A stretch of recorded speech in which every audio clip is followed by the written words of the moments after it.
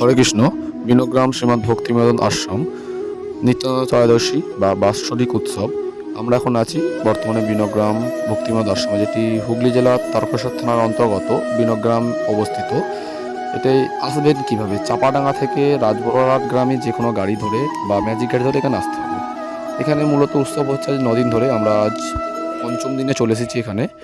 এখানে নিত্যানন্দ ত্রয়োদশী উপলক্ষে উৎসব হচ্ছে এবং কৃষ্ণকথা আস্বাদন হচ্ছে।